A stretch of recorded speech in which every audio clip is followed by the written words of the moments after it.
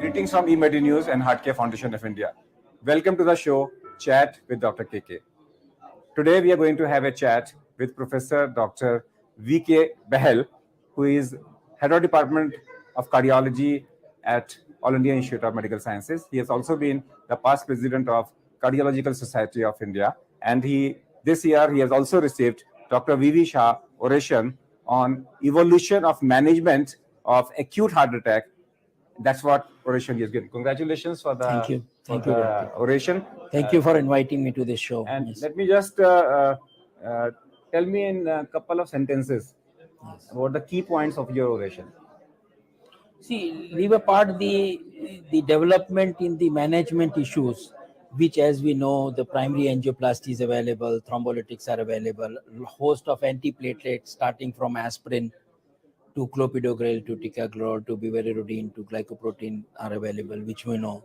The smaller nuisances like radial approach may be better than femoral approach, or a culprit vessel angioplasty in a stage may be better than multi-vessel, or that means open the artery which is causing the heart attack during that primary angioplasty.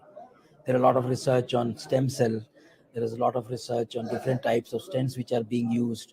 There are different type of thrombectomy devices, because we know the coronary thrombus occludes the artery. So if we can take rid of this thrombus by aspirating or mechanical devices, that may do good. Future research is going to be on preventing reperfusion injuries. We open the artery, we reperfuse the myocardium. That saves 50% of the myocardium scar. If we can prevent the reperfusion injury, every good thing comes with a bad thing. No, reperfusion injury happens once you open the artery, the myocardial permeability pores open up, and this leads to sudden influx of calcium and toxic radical oxidants, which kill the myocardium and leads to apoptosis or so-called cell death. If we can prevent this by conditioning the heart, so-called remote conditioning, or some pharmacological agents, which will be the future. What are the options available to prevent like a simple technique of, if you are wheeling the patient to, say, from home to in ambulance, if you inflate the blood pressure cuff for 5 minutes, deflate it for 5 minutes, do this for 4 cycles, it is called remote preconditioning. This simple technique has been shown that you can prevent additional scars. So let me spend some time on remote reconditioning. Okay. Remote reconditioning basically is equivalent to what we do a flow mediated dilatation of brachial artery. The same extension of that.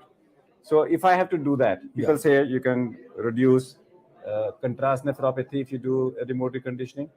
You can improve the circulation of that. So first of all, let me exactly narrate the procedure. That you take a cuff, put it into the arm, inflate it 5 minutes, above the size of systolic blood pressure, and then deflate it, and then do it. Yes, we used to do the same thing for coronary arteries. Occlude, declude. It's seen the first time you occlude, there is more ischemia. When you repeatedly do this, there is less ischemia. But what they have found is, in the body you produce ischemia in any organs, it is also translated to the myocardium. So that's a good it will thing. Improve the renal circulation. Yeah. But this is small trials. We are not into. But this. I just want to go further into it. Yes. Can it be used as a routine? No harm. It's a simple innocuous in a patient who has a coronary artery disease, who is refractory to treatment, refusing surgery. Then you are going to a different dimension. That is in the peripheral arteries. You do what is called EECP. That's a different technique. Here we are talking of small reduction in ST resolution, small reduction in scar tissue. Same conditioning of the heart you can achieve by giving some pharmacological agent like colchicine, like adenosine, like nicorandil. Many of them have failed. Many of them are coming up. A lot of research is going on. So what I mean is, you have achieved now reperfusion. Everyone knows it should be done early, golden hour concept, angioplasty if possible, take the patient to wheel in a cath lab. This concept is now well established. We can discuss the logistics of that in Indian context. But now major reduction in mortality will come by preventing this reperfusion injury and regenerating the myocardium. How we can regenerate stem cell? Remote reconditioning, you're doing it before the angioplasty, after the angioplasty? Before the angioplasty. And 4 cycles? And people also have done the conditioning, post-conditioning also, but then they didn't find. It's a pre-procedure, pre-conditioning, 4 procedures, 4 times. 5 minutes and then gap of 5 minutes and again 5 minutes. Definitely. Yes. with that. Yes. And is there any trial available in your Yes, it is. institution? In your institution? No, we have not started because unfortunately, like as I was telling you, logistics, we don't wheel in the patient from the home to they come to our door. So our role starts when he comes to door. This delay in heart attack is at 4 levels. One is diagnosis. Most of patients think it's gas and the acidity. So there is first delay on the part of patient. We have to educate him to reduce this delay. Then is door. He has to reach from diagnosis to door, and you know the state of affairs in the traffic and all that, and ambulance not available, patient has to come in his own vehicle, so there will be the second delay. From door to delivery, that's the third delay, third D, because patient reports to an emergency. There is no dedicated heart attack centers like trauma centers, which will save more lives paradoxically, I can tell you. So if a patient has a chest pain, he is wheeled into a heart attack center, given a thrombolysis, you will save all the time. Here he goes to an emergency center where patient of malaria is there, diarrhea is there. Till his time come for triage, he is losing time. Every minute is important. The fourth, the question will be, once door to delivery time is in my hand, I can improve my hospital system to reduce that. Diagnosis to door is in the government hand because they can provide the ambulance services, they can provide the facilitation for the ambulances to go in a smooth way and that. So these are the delays which we know. But if you talk scientifically, which will be the next surge will be in preventing those reperfusion injuries and having half the damage, because some damage will occur, reducing the scar and increasing the viable myocardium. How that will happen? By the stem cells. Lot of promise. Till day, I can't say it is in clinical realm. There have been 33 trials which have a six-year follow-up. That means it's a lot of interest. But we have not found the right cell. We are taking the cell from bone marrow. We are taking it. Now the next step is to find out the right cell, which is called cardiosphere-derived cells, taken by endomyocardial biopsy from the heart, and the stem cells are manufactured from that biopsy tissue and injected into intracoronary after 4 weeks or 3 weeks. Second is, when you do bypass, you take out the right atrial appendage, which is a vestigious effect, and make stem cells. So there are a lot of research on myocardial regeneration. These are the two future. Now you have to talk of logistics as a reality. This was what is. I'll come back to something else. Yes. When we talk about ideal situations, but do my 90% of the people Yes. can Very, afford it? very, That's one. And very. two, are they really getting all this what they are getting, Yeah. what they are supposed to get? Yeah, affording is a very comparative term, so I won't go into the affording part first. Let us go to the logistics. There's a difference between a standard of care and a magnitude of care. The Yes. magnitude of care may differ, but the Yes. standard of care should be the same. You That means if I get a heart attack in a rural area, You are I must get the same treatment. You are absolutely right that we have to bridge this gap, that a minimum care is available irrespective of the location of the patient. As you rightly said, in rural area we may have nothing, but in cities like Delhi, you may have best of the care available to the world if individually. But we have to bridge this gap between so-called Bharat and India. And for this, all stakeholders, be they physician, be they voluntary organization, be they corporate hospitals, be they industry, be it public at large, be it government, they all have to put their efforts so that these delays can be reduced.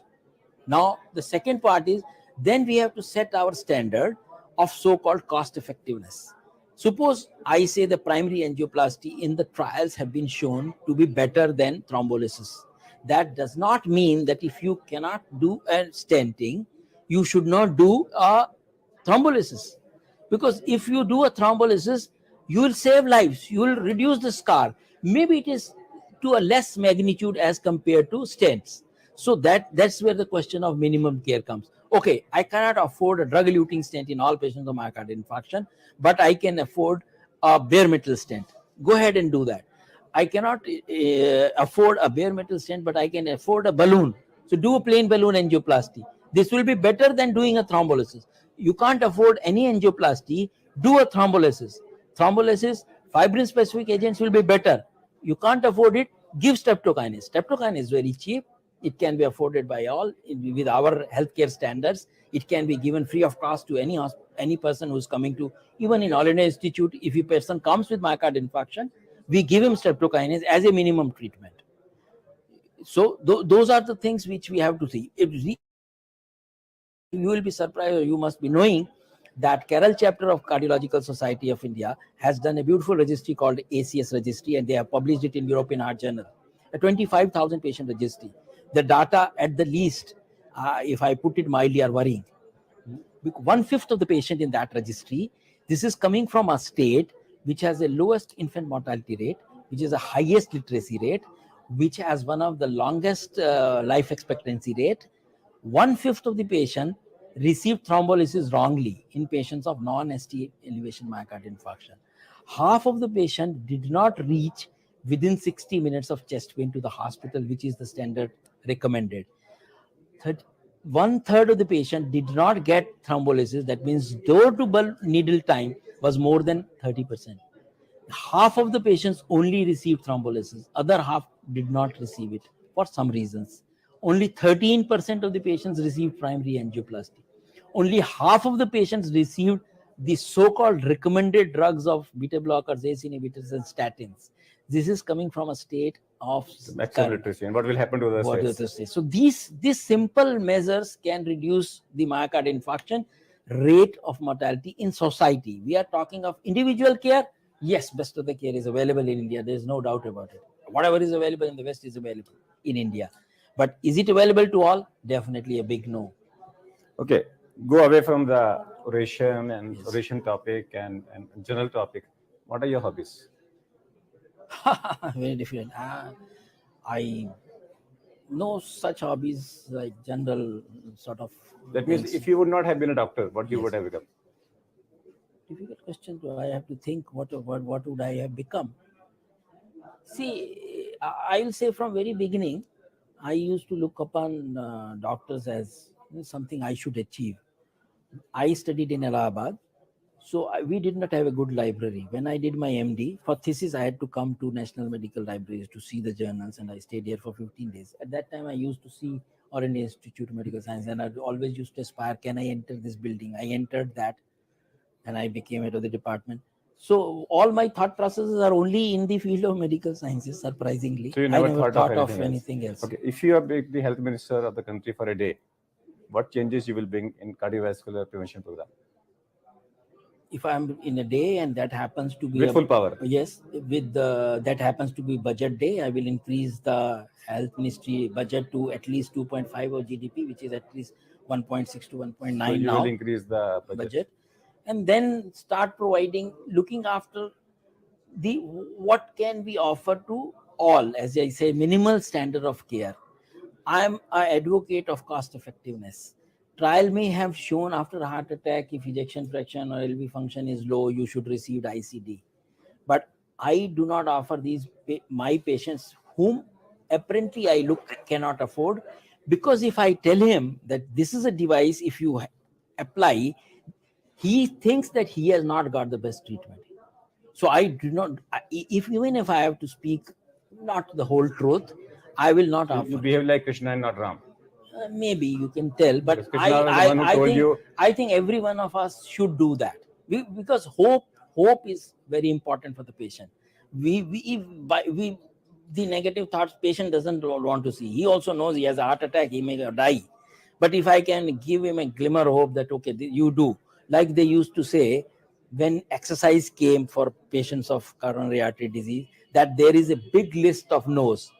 Don't smoke, don't drink, maybe don't eat non-veg diet or high fat diet. Don't, so many don'ts were there. Don't eat ice cream, don't do this, don't that. Exercise came as a positive thing. Do walk, do walk. So patient has something to look forward to. He has enough of negative. So those small things happen. So my last thing is that cardiopulmonary resuscitation today has become simple. Hands only CPR, no mouth-to-mouth resuscitation. Yes. Do you feel that it should be advocated at a big level in the country? No doubt about it. With 25 lakh people dying every year? No doubt about it. See, but we are far. We are talking of. We have so many basic things to take care of. Like what prevents a hospital from having a heart attack center? You have to just designate an area where all patients of chest pain are coming with the same facilities. But there are so many things you have to look after. These are bigger society challenges. Who tells you what are there are channels now which are showing medical programs. what are the symptoms of heart attack? Most of the people still, even in cities, think, no, gas, this will vanish, and you have lost the time. So there are many small things. A tablet of aspirin, say a tablet of aspirin, reduces mortality as much as streptokinase does. I'm not saying don't combine the two, but I'm giving you example. So have patients been told just take a chewable tablet of aspirin? So what Dr. Bahal has said is that the basic awareness which can be created in the community is that if you're suspecting a heart attack, chew a tablet of 300 milligram aspirin. It is as good as giving a clot dissolving therapy. If you cannot give a clot dissolving therapy, you must give an aspirin. Even if you want to give a clot dissolving therapy, it has to be preceded by a chewable aspirin. I'll say give both, but yes, at least obviously both. So we thank our guest, Dr. Bahal, for joining us in the show. Thank you for inviting me. And that's all for today. We'll come back with one more show. Till that, goodbye. Thank you.